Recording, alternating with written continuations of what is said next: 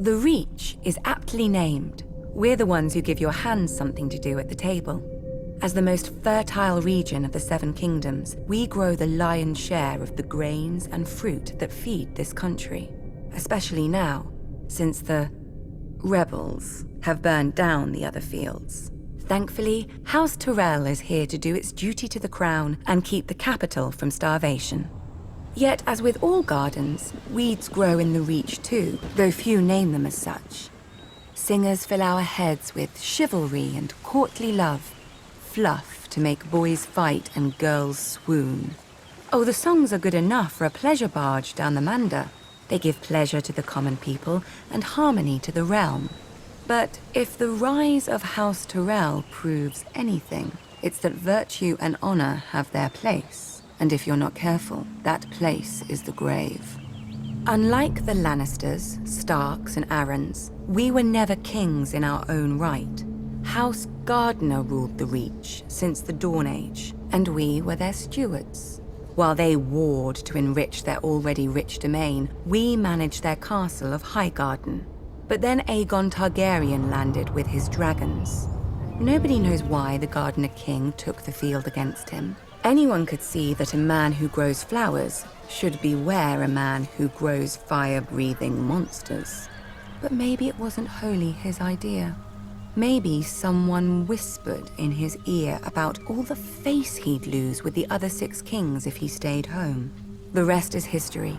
The last Gardener King lost his face, along with his body, and his steward Harlan Tyrell promptly yielded Highgarden to Aegon.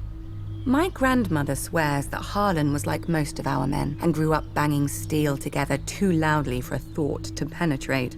But luckily, his wife had better sense.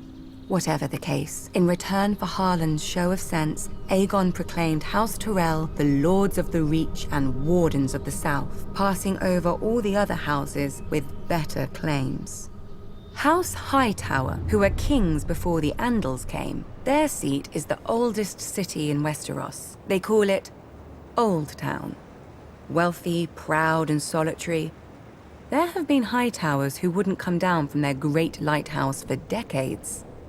Its name, fittingly, is the Hightower.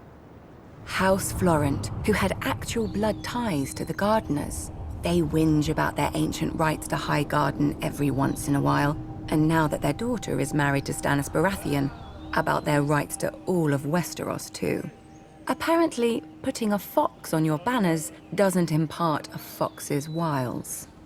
House Tarly, who still gives the Reach the best soldiers it has. If Aegon had named them as his lords, the Reach would have become the greatest military camp in the world, until it starved to death. The price for conscripting all the farmers. Yet Aegon chose us. Centuries later, when his descendant Aerys faced rebellion, the Reach stayed loyal. Mostly. My father, Mace, dealt Robert his only defeat in the war, even if it was my father's vanguard who did most of the fighting before he arrived. After the Battle of Ashford, we laid siege to Storm's End, Robert's home. Unfortunately, the war ended before we could take it and free up our armies to go save the king. The new King Robert had a forgiving nature. Our crimes were brushed aside without even one execution for the sake of formality. Our family was surprised until Robert's new hand, John Arryn, came by with the bill. The Reach is second only to the Westerlands in wealth, and Robert meant to spend as much of it as he could get his hands on.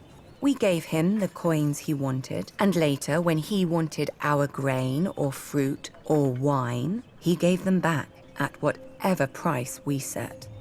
Now, much of Westeros is ashes. The rest of it is armies. As the Starks are fond of saying, winter is coming, and for leagues outside the capital, there isn't a harvest to be seen. Have no fear. The Reach is, as always, bountiful. House Tyrell will manage the harvest and keep the Seven Kingdoms from starvation like the good stewards we once were. Just ask House Gardner.